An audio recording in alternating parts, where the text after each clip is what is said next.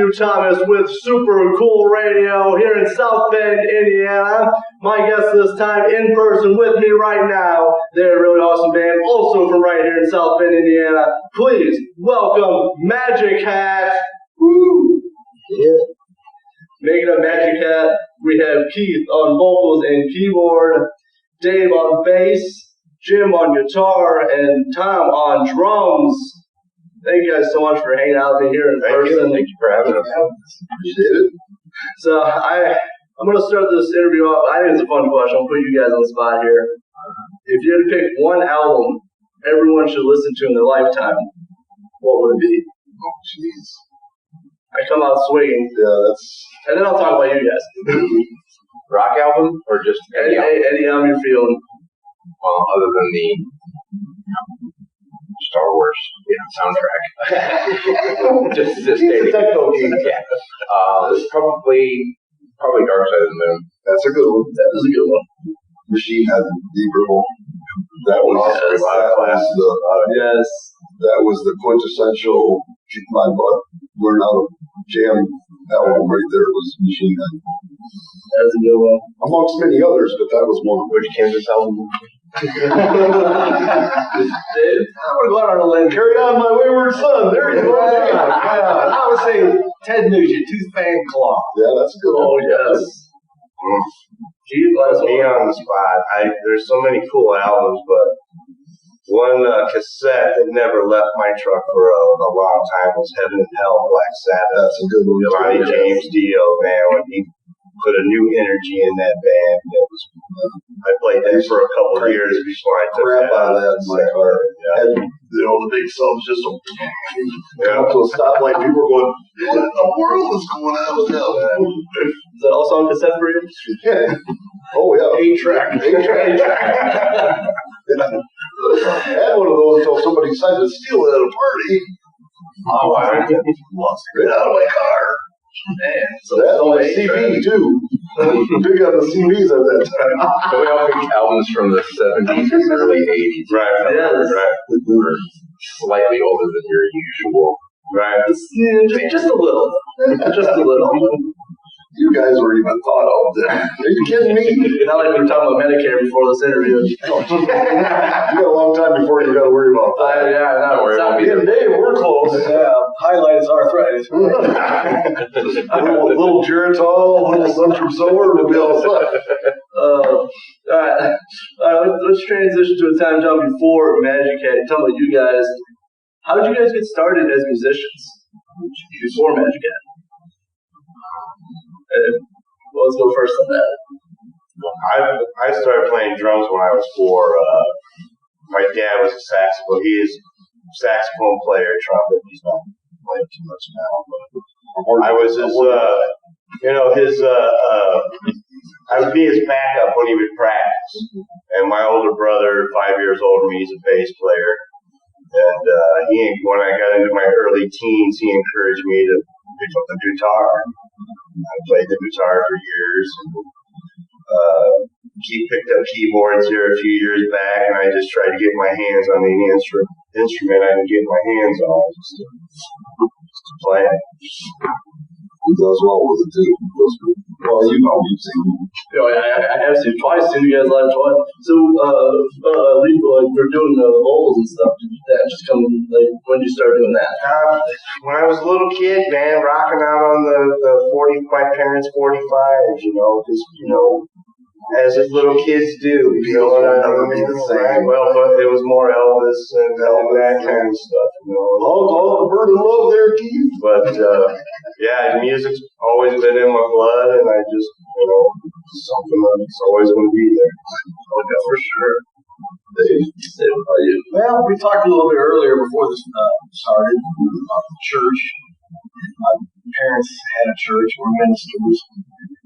So you got the Whitney Houston gospel side of things. Yeah, Whitney Houston wasn't even anything about that time, but I took an interest in guitar, and the Beatles were real big at the time. We did a tour as missionaries in England, and So I really got an interest in the Beatles and met a gentleman over there named Fred Wall from Wales that had a little touring group that he said, I could have you playing a guitar and 3 chords in 10 minutes, So he set me down and taught me the 3 chords, and it was You Are My Sunshine.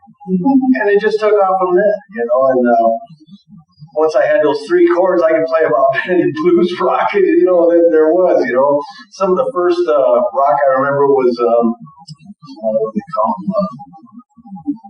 Devil with the Blue Dress, California Mix Riders, and Funk 49, Joe Walsh, and then just like James Kane, that James Kane, just went on all from the there. brothers. And now here we're writing our own music, trying to follow up on those tunes. Oh, yeah. Same 8 notes.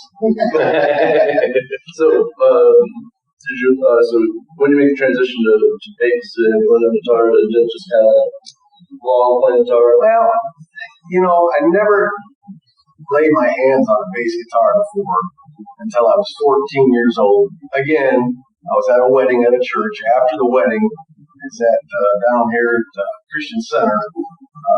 One of the guys that played bass in the church left his bass guitar and his amplifier there. So I walked up on the pulpit and turned the switch on and grabbed that bass. And it's the weirdest thing I've ever seen in my life. So I got 4 strings on it, they were fat, and kind of beefy, and I turned that thing on, I started playing, I was hooked from then on out. It was my instrument, That's awesome. So did you take his boom or just like? No, I didn't do that. I left him. He's not a thief, thank goodness. Jim, what about you, man? For me, it was my grandfather. He played big band. He was a session guitarist in Detroit, and he was a fill-in guitar player for like Tommy Dorsey, Glenn Miller, all those kind of bands of that era that would come through. And when I was a little kid, I used to watch him play, and I was just mesmerized by the sound of the guitar. And I just kept bugging him until I got to be about 10 years old, hands big enough. He bought me a 3/4 harmony student guitar, and he said, okay, we're going to teach you how to play. So by the time I used to spend every summer with my grandparents, this is up in the Upper Peninsula. By the time I got done with that, about 3 months of summer, and headed back to Pontiac, where I lived at the time, I was able to play some songs. Like Dave said, the 3/4 thing, I could. And my folks were like, "Is that you making that noise?" It's natural. It just bit me from there, and I've been playing ever since. But my grandfather was my inspiration and influence by far. It's really awesome to show the family connection to it. This is my dad. He skipped him altogether. You know how they say it skips a generation. Now he could play a mean tune on a Harley, but not so much on an instrument. Right. Tom? Me? Well, my father loved music. There was always music in my house. I was kind of a afterthought in my family. I had a 14-year-old sister when I was born, so by the time I was 3 or 4, I was wanting to play all her albums. Loved music, had to have music, but the family did too. My father played clarinet in high school and played the mandolin. He was self-taught. But one thing I always noticed about my father is he could pick up the mandolin, hear a song on the radio, and pick it right out. So he had an ear for music, obviously. But then he always played it, and I had his old beat-up mandolin that I would learn to play, with him. I wasn't very good at it. One thing I had to realize was that I don't have the dexterity of my fingers to play. But I wanted to play the drums. I used to take the pans out and use the drum thing when I was 4 or 5 years old. I loved to play. I loved to hear drums. And I think that's what drove me up with music. But when it was time for me to play music at school, drums was can't do that. So they got me a trombone. But I'm glad they did because it helped me teach music. And I learned music, playing Gives you an ear for the notes. Exactly. I learned another, an instrument. So by the time I graduated high school, I didn't play in high school, but I played all the way up through 8th grade. But by the time I graduated high school and had graduation money, I saw a drum set and never looked back. As soon as I was out of the house and I had my own drum set. And luckily where I lived, 2 blocks down was Eddie Knight's studio. Eddie Knight was a pretty prominent teacher in this area. Still is, I think. It's kind of the end of the 80s now, but or he's still around. So, but he's a great drummer. I mean, Billy Six Nicks. yeah, I mean, we had some great drummers in this area, but I took lessons from him for about 4 years. Just kept playing. That's just what I do now. I used to play cover bands a lot, but now I do original stuff. So we all want to see what we can make on our own, take our influences, hand them together, and see what kind of music we can make. Yeah, for sure. I know, you guys got some very unique stories about how you guys started. Everyone very different. But so Magic Hat. So obviously original rock music, as we said. Someone told me you guys are a cross between Deep Purple and Styx. What do you guys? I've heard that, Kansas, a little bit of the Deep Purple. I've heard Deep Purple and AC/DC. that too. Just more private because But I think the reason of that is you hear a little bit of that in our songs, a little bit of everything that we love to listen to. The AC/DC, Led Zeppelin, Allman Brothers. I mean, there's a little bit of everything in there if you listen for it. A little Nugent in there. One of our songs, guys, we're in the studio and that sounds like Nugent. our Skinner, we got another one that's got a Skinner feel to it. Yeah. It wasn't intention. You know what I mean? This was come out with. They just kind of come out. Just the way the songs evolved. And, but I would say, yeah, cross between Deep Purple and maybe Dio would probably be about I've heard that one before too, right? I've heard that.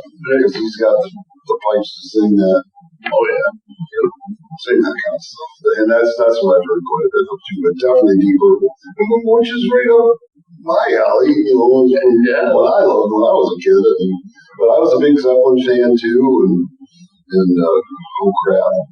Like Nugent, actually worked for Dan Erlewine's Guitar Hospital up in Michigan, so I got a chance to meet a lot of these touring musicians, Tommy Shaw, Ted Nugent, Michael Bloomfield, because I was working on their instruments. And it was really cool to get to sit down once in a while and jam with these guys, and I got to do that. Many people could say that. No, I mean, I think some people are just happy to meet these people. You actually get to jam and play with them. Play on their instruments too. Ricky Medlock he's with Leonard Skinner now. He was Blackfoot at the time. We did a number of guitars for him. Albert King, the famous Flying V with his name in it, that was built in our shop. I wired that guitar. That's custom made in our shop in Big Rapids, Michigan. That guitar was made there. Lucy. That is cool. That is really cool. It is honest to God truth too.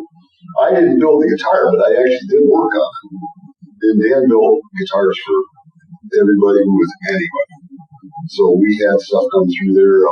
Jerry Garcia, he built a custom, called it almost a Stratocaster. It was a Strat style design, but it was his thing. And many others, I wish I could remember them all. That was such a great time. That was in the mid-'80s, just before my daughter was born, 84, 85. I was just getting home from service and got hooked up with the Guitar Hospital.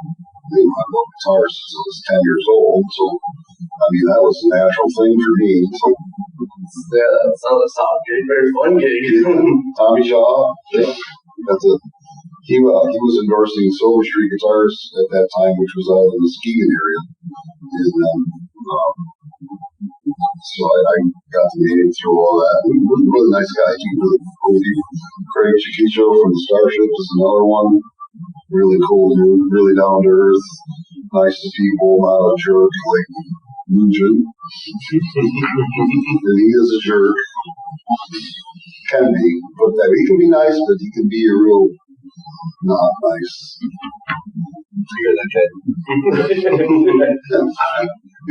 I'm coming after you, man.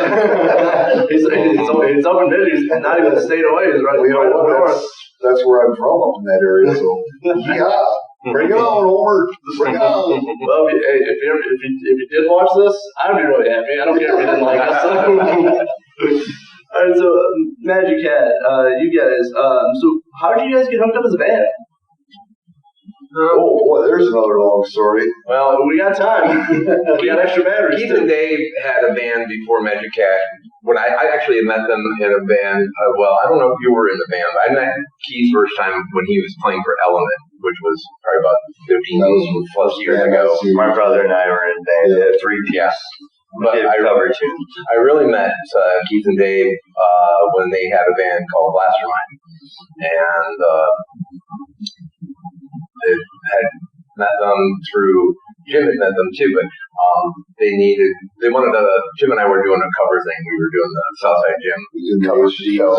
Yeah, and Blastermind had a show actually right by my house at the 4-H Fairgrounds, and they needed an opening band, so we were going to go ahead and open up for them. Well, then it turns out they needed a drummer too, so I ended up sitting in for their drummer. I had to learn a few of their songs and play the show. But we got, we kind of had a connection, felt good, had a vibe, and they said, "Hey, we're looking at forward to another project, and we might be interested in having you play." And I said, "Okay, sure." And it was about a year later.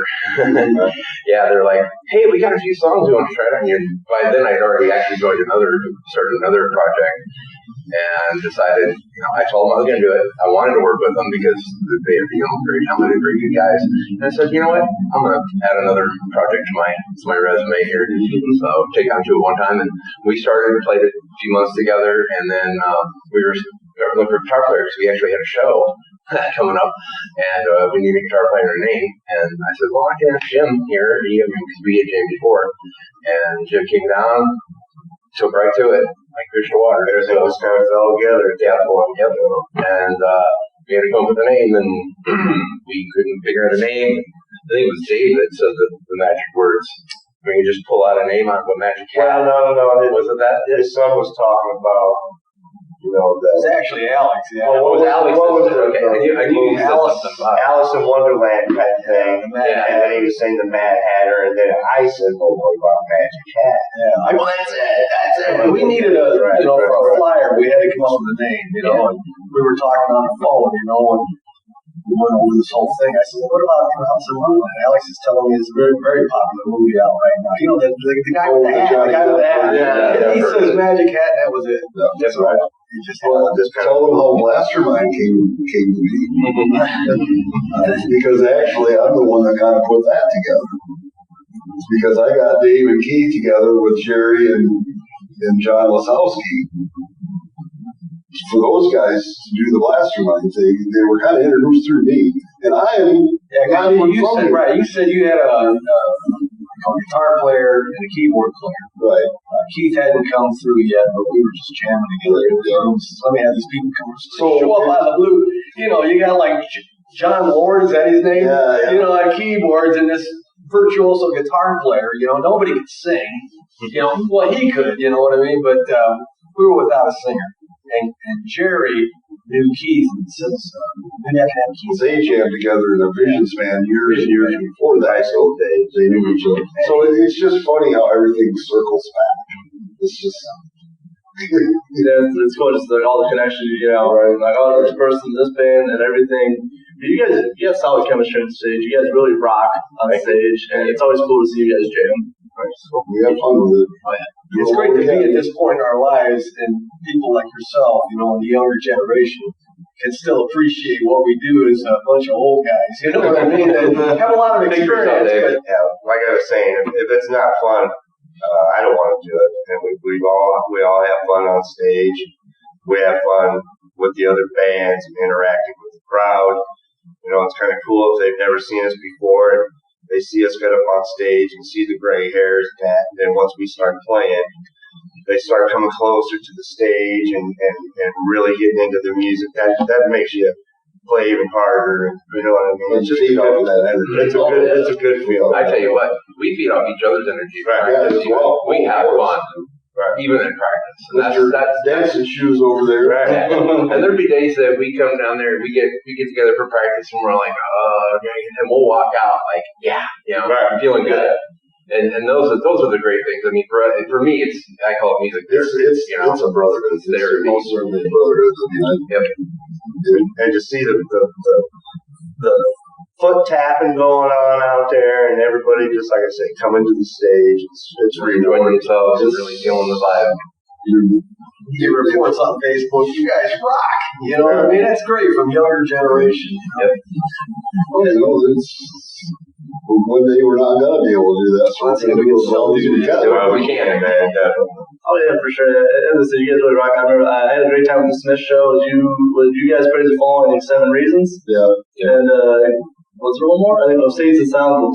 Yeah. That was a really great show. You guys, I think, sounded like since I've been listening, I think you guys sounded really good at that show. Cool. Thank you. So, yeah. I gotta thank Paulie for that. I was going to say, Paulie, the sound guy, he can lay it down for us. Yep. I say Smith's no more, but Yeah, that sucks. That's well.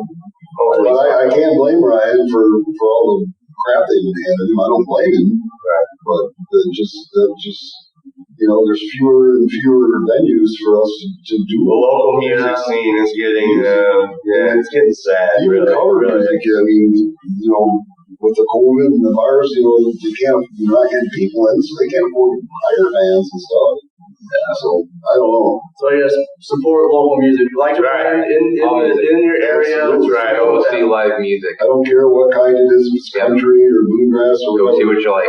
If you enjoy it, go support.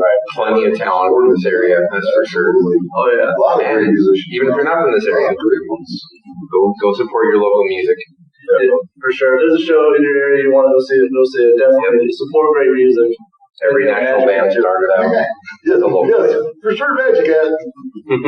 Now I'm shocked to talk about them or anything. All right, so but a really cool show you guys have coming up in August 22nd, Smokestack Brew, Mishawaka, Indiana. You guys, along with Praise the Fallen, are opening for the Lonely Ones. Right. Yeah. We are. This show, I know, has been pushed out a few times, but it's a solid date now, and it's August 22nd. What can people expect from a Magic Hat show? Magic Hat's gonna come out kicking ass and taking names. That's what's I like that. We're gonna come out with our best foot forward and do what we do best and set the tone. You know, just plan on rocking. Do what we do. Yeah, Have a lot of fun. Do what we do. Have fun and get out there and blaze them. And how's it feel to open for the Lonely Ones? Great. Good. Cool. Definitely. Years ago, I played in a band that opened up for them up in Battle Creek, and when they were called Boba Flex.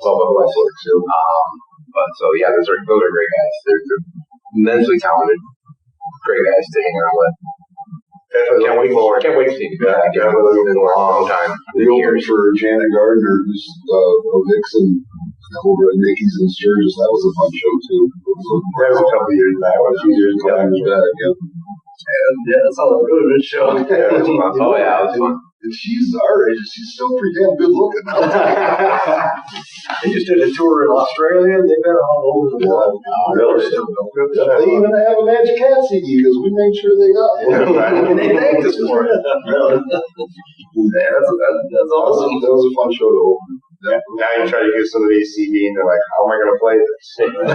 Yeah, what is this? Yeah, I don't have a CD. It's kind of like I love CDs. Like that's like the one most of the time it's the media I listen to. Like because all my car has a CD, but that's it. I don't have anything else. Right. So like when people are like, okay, so if we send this digitally, I'm like, do you have a CD? Right. I think regardless of to still put it out on CD, you can, get digital downloads and stuff too. Sure. But man, I got one hell of a collection. It's just got some stuff you can't find, like all 3 original Gamma albums, which is Ryan Montrose. We love finding those. You can't even find it online. Nice. Hold on to that stuff. Triumph, early 6, Saga, bands like that you don't hear of anymore. Yeah, for sure. Really good music back in those days, back in the mid-'80s and stuff, early '90s. Really good stuff. Definitely for sure. We're gonna see Magic Hat on vinyl anytime soon. I don't know about that. Vinyl, I don't know. We are going to come up with something new here soon. So We get ready to go back to Yeah, we're talking about going back to the studio. We're incorporating. We got some new tunes out there. A couple of them got mandolin in them, so we're gonna throw some of the mandolin music in there. There will be the shade of Zeppelin comparison. Yeah, we got raise that class. Just we got a lot of tunes we haven't recorded yet. We'd like to, get in. They're not as heavy as some of our other stuff, but they're still good tunes. We still got a couple heavy ones that we haven't released yet that we want to get back in there. More to come. I didn't know, but can you give me any more hints about what people can expect? Expect the unexpected. Right. Oh, Yeah. Right. Definitely, some of these tunes are You're a little bit out of our box. very surprised at some of the things that we come up with. Is I'm always surprised every time. Yeah, a lot of them are going to be like a side B type thing. Like, you know what I mean? You didn't B-side and 45 B-side and 40, But they're unique. They're different. Right, they're not going to let you down. Right. We just we played at Patriots Club up there in Patriots, Clubhouse, and they said, "Man, you guys gotta play those songs when you play live. The mandolin songs, and they're enjoyable." Yeah, you busted out live too. Yeah. We played the last couple gigs. We've been adding the mandolin songs to our set list now, but there's more than that. There's more than that. A lot of tunes we haven't played live. Yeah, at all. Or in a long time. Right. I'm definitely looking forward to it. That's why you should see them live August 22nd. That's right. But it's funny. I was standing next to someone at the Smith show, and you pulled out the mandolin. The person goes, "What is that?" And I go, "I think that's a mandolin." Didn't even know what it was. I was like, that's a funky violin, man. It's a mini guitar. I had one around the house when I was younger that a friend had given to my mom, and I used to play around with it when I was younger. And then here a while back, a few years back again, I said, "Hey, I'm gonna get me another mandolin," and just started picking it back up. And, it's fun. You know what I mean? It's a different sound. I think that People will enjoy it for sure. Really opens up a whole different avenue of rock music. Right. Definitely. well, that's funny. I saw you guys. It was like February at Smokestack, and I don't think you played the mandolin then. That's why I was surprised at the Smith show. I was like, "Oh, that's new." Yeah. We decided finally the last couple of shows are semester we need to play those live. Start breaking them in a little bit. Yeah. That way to look forward to when the studio recording comes out. so therefore it keeps the audience saying, what are they going to do next? Right. Whatever you want. Pretty much the way it goes, what we feel we can get away with and make it sound good. It's got to sound good. Oh yeah, and you guys always said I was listening to your double EP CD on the way over here, and you guys just a production value, just the sounds and like everything. It's always just like high quality. Well, we got to thank Chris Scheiko for that. Chris Scheiko, Grandmaster. Well, you want to He's gonna have his hands full with these new tunes. Right. How many tracks have you got on the pre-recording? Yeah, we did a kind of a pre-recording setup at the house and did all the tracks that were in there. It's like 20-some just background tracks. So we're gonna have to hire Layer 20 tracks. people to play these things. There's one part of one of the mandolin songs where I layered all these different percussion instruments because I have a collection of all the different percussion instruments and bands. He puts it all on From there. a triangle, from a triangle down to bongos. Never met a guy that could play everything. And every inch. Wow, It's he'll fun. figure it out. You guys have to have a full orchestra next time. Or just play along with the backtrack like everybody else does now. But we don't do that often, but on some of these tunes we will put in like our opening tune we play where it's got the deep voice and Which who did that, by the way? 'Cause I like that. That was all you. Okay. It's all him. I take the credit. He's deep throat. No, we just had it. It was my idea, though. I just had him, just keep taking it down until we got to the right. I didn't want it too low. I want it to sound somewhat humanly natural. Kind of this. So it was fun.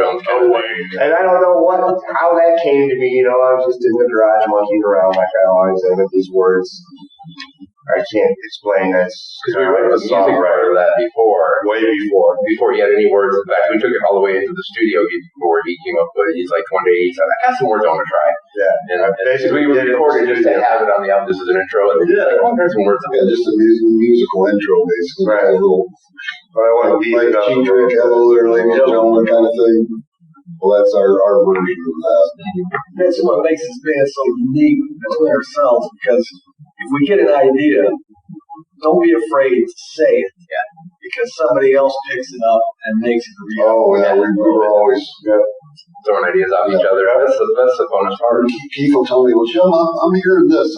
I need to hear this, or you need to take that out. That doesn't fit, and that's fine. I mean, that's what makes it develop the song. It all works together. Dave will say, "How about stopping, stinging it right here, and coming back in?" And give me a flam, Tom. Yeah, give me a flam. Dave likes his flam. Likes his flam. You give him a flam. I'm happy for that. Come on, more cowbell. Oh, man. Maybe in the future.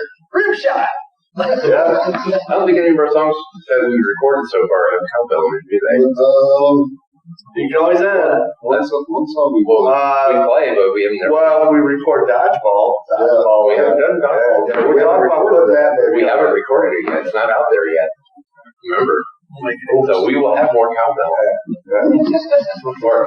I'm definitely looking forward to it because you can't have enough cowbell. Right. Yeah, we might just have to go back and record every song. We might have to hire boys to go to play the cowbell. Costs us $20,000 for them to do it. Worth every penny. Get them to even look at it.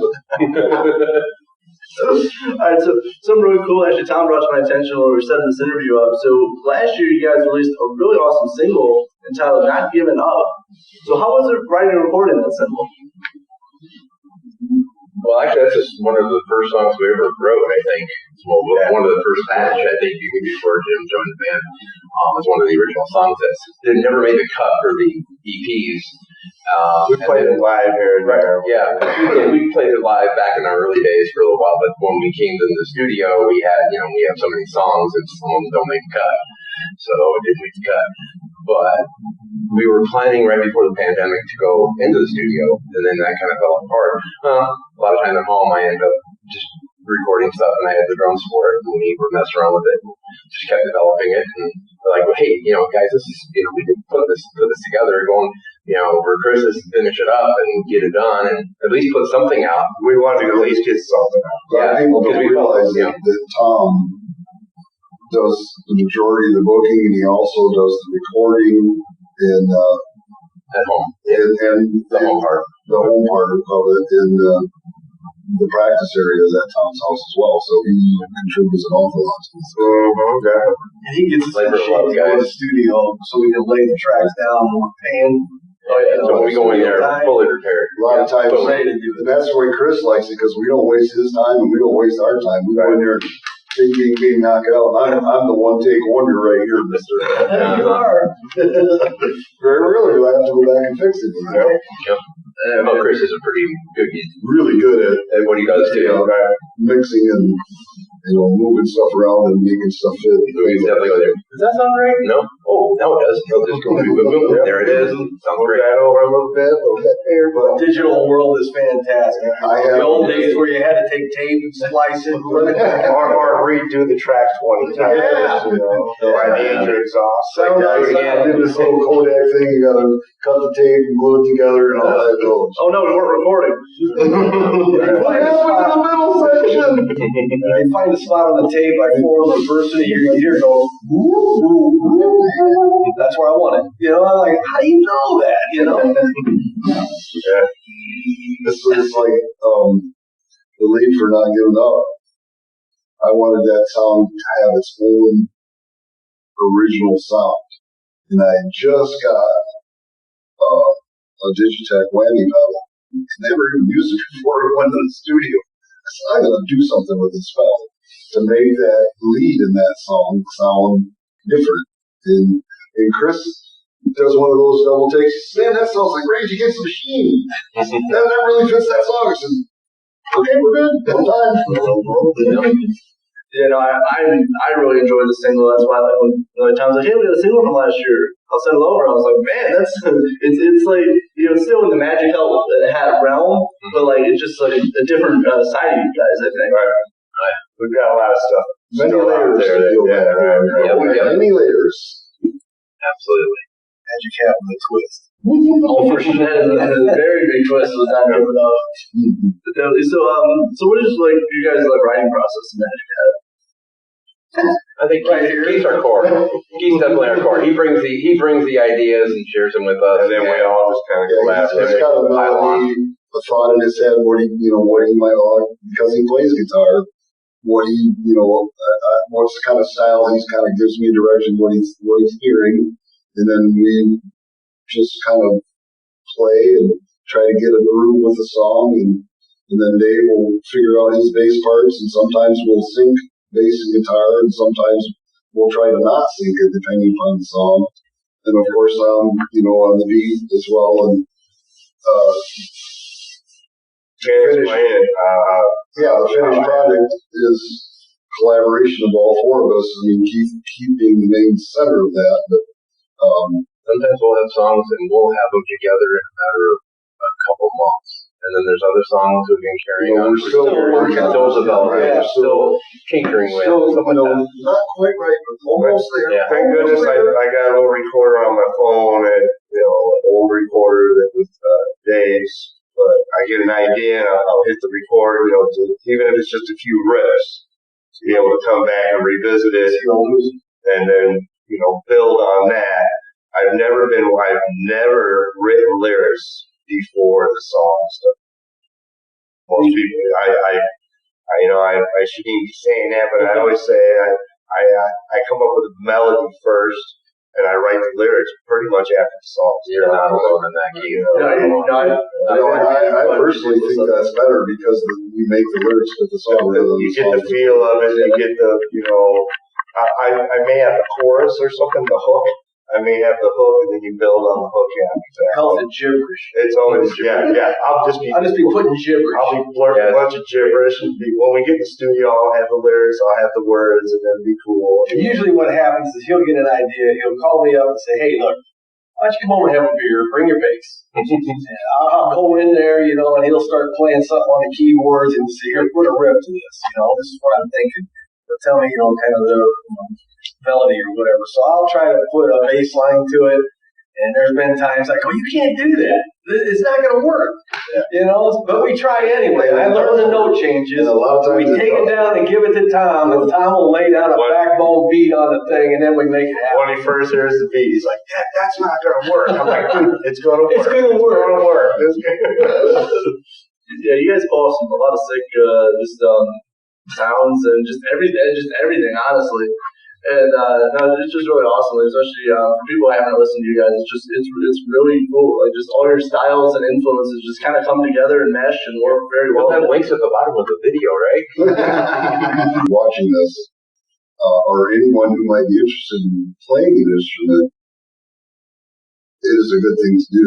It's calming for your nerves. It'll keep you out of trouble, and it'll keep you broke. In a good way. So you won't have money to do drugs. Let's put it that way. Yeah. But you'll have something. But no, I would love. My daughter, she's 35 this year. She sings and plays. My son sings and plays, and they're the next generation carrying on. But they still can't. You're still rocking right now. That's right. Well, you kind of touched on that. So, what is some advice to people looking to start a band or become a musician or start an instrument? Don't give up. Don't give up. Put your ego aside. Right. Take a little constructive criticism. Be nice until it's time to not be nice. But be nice. And take all this collective energy and make it something.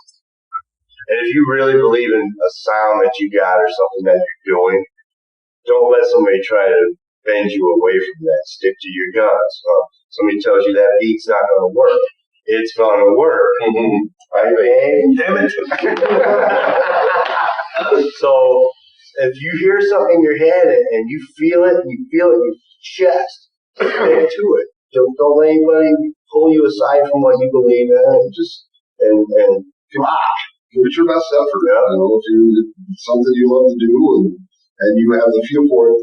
I will say there are some people that just do not have an ear for music. They can't hear pitch and don't have timing. And timing to me is more even than pitch. If you are out of time, the music sounds like crap. it just doesn't work. Just like you say, though, work with people, man. Be humble. Be happy that you have the gift to play music and go beyond that. It's a gift. I find it offensive for a lot of these fans to think that I've never thought I'm better or more special than anyone else. I play guitar. I do what I do. I don't try to be nobody else. I don't want anybody else to try to be me. And I always try to be cordial and fair with people and respectful because they are the reason. You can be the best musician in the world, but if you're sitting in your house or your basement, nobody hears you. What's the point? Other than for yourself. Well, yeah. But still, I mean, music, even back in the biblical times, and I mean, Dave can attest to this through his background in the church and stuff. Music has always been a soothing thing, a getaway, a release. Am I correct? Oh, yeah, It is for me. And so it fills the soul. Yeah. Kept me out of prison. That's just it. When you play from the heart, then you got something. Absolutely. And one thing I wanted to say too is, we talked earlier, how did you get started, and why do you do the original music? I mean, what my story is we weren't that great musicians, back in the days, but you have that hunger to play, and you find a couple other people that have that same hunger that you do. It doesn't matter if you play an E note all night long. If you can get a drummer to lay down a 4/4 time and play that E note, hang on to it for all you're worth, the next thing you know, you're going to be calling up that same E note and that drummer as an original song when you're only 16, 17 years old. Use the tools of choice like click tracks. Get a tuner, make sure your guitars and basses are in tune. And then ride that E note until the end of the world. Like you said, you guys started out playing 3 chords. I think that's all it takes to get started. A big part of that too is developing your ear to hear the colors of the notes. Right. Whether you're a little sharp, a little flat, if you can't hear that in your ear, music's probably not for you. Right. If you can hear it, then. And then take some lessons. Learn the major and minor scales. It'll all come, but you have to start somewhere. And the thing of it is we wanted to be a cover band. We weren't good enough to be a cover band back in the early days. We were good enough to make our own music, right? Cover tunes and try to be a band that goes out there and makes a bunch of money, at the bars or nightclubs or whatever. You have called tribute bands. Well, you really have to be a good band to do that. Original music, you can play what you want. You can sing what you want. You can put it out there, you know what I mean? And actually go get shows, and there's younger generation out there that love to see you. And the rest of it through the experience will build in time, and that's when you become Magic Hat. And I really like what you just said. Just like, the original stuff that you, it's your own style. Like with the tribute bands, they have to play exactly like the studio, because that's what people expect. I tried to sing in a tribute band one time, and that is too much of the same for me. I couldn't deal with it. They get the whole thing down the low. I can only play one thing that I find that's really flattering. I've had several people, like when we played in Sturgis at that one show, came up and said, you guys really sound just like your CD live. Yeah. They said live. And we do pride ourselves on you guys our live really sound a lot like your CD. And like Jim said, we try to play every gig like we're in the studio or whatever. What's that thing about Chris's people? We stay away from layering too much stuff to make it almost impossible to do live. And we keep Except for mandolin too. Well, those are something new. That's a work in progress. Right. It is a work in progress. We do a good job. It's not something you do on every song. We're going to do 21 tracks on that. You're talking a lot of people. How many do you think Boston used? Right. Or Led Zeppelin? Sure. Are you kidding me? Right. They could never reproduce what they did in the studio live. And they, to be honest with you, most of the live stuff I've seen sucked. And compared to what it sounded like compared to what they put out in the studio, like Houses of Holy and all that kind of stuff. And I've had musicians tell me, if you can't do it live, don't do it in the studio, and that's wrong altogether. You know, I mean, You gotta find the in between, man. right, I wanted to bring in background singers and violinists, orchestras, the whole bit. You know, I mean, come Well, if on. you're not going to have them on stage, what's the point? Well, that's their. The four guys in the saying, budget, you know, we so do you got to pretty find good. out. You have to have the balance of like what, you know. Well, if you can sneak it in there to where like a lot of the things that we put in, like in that the opener, the intro, there's strings that I put in there, but you don't realize it. You know what I'm saying? If you can kind of layer things in there where it's not going to be like, hey, where's that trombone player? You know, oh, he's playing drums. That's right. No, but we've done backing live before, and nobody's commented. It's great.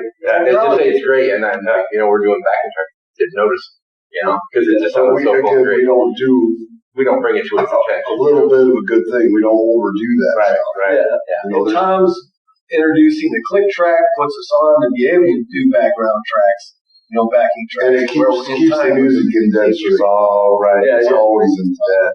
Yeah, it made a big difference in live performances for sure. You always want to make your live performance as good as you can. Oh yeah, for sure. You guys always deliver. Definitely. You guys. Sounds like the CD. It sounds like you're the CD I have in my car. It sounds like you guys. That's the goal.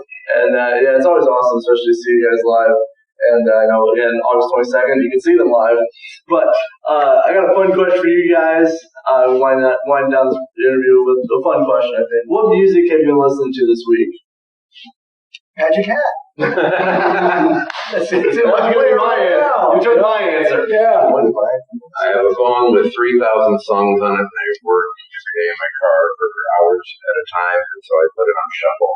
That's what I listen to. I don't listen to the radio. I just put some songs on here and play it, and it's like everything from other local bands to, you know, obviously the big bands stuff, you know, the oldies, you know, that I listen to. Obviously, I like all the same stuff they do. Other than punk music I listen to back in the 80s. So, people hear that, they're like, oh. I play the radio during the day, but when I mow the grass, I throw on Pandora. So and it's kind of cool every now and then a Magic Hat song will pop up when I'm on my shuffle when I'm out there mowing the grass. Wonder who added this. It soon will be everywhere. Yeah, I just. Well, Merle Haggard, come on. That's classic rock radio in the band, you know, maybe to and from work. And for me, a lot of times I'll go a few days without listening to music, and then I will pick up my guitar and play.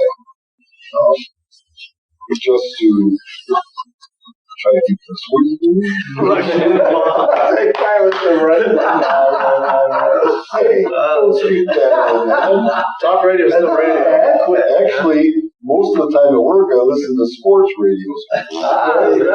Way off. You guys are way off. Bad Boy Brown, Street Corner Talk. And the reason for that, Probably never heard I'm not crazy about the politics that's going on in this country right now, and I don't want to hear it. So you don't get much of any of that in the sports Right, radio. that's the best thing that anybody can do is turn that. Yeah, turn that crap off. Or listen to Super Cool Radio. I know that's right. That's right. Turn on That's Super fine. Cool and listen to that. That's right.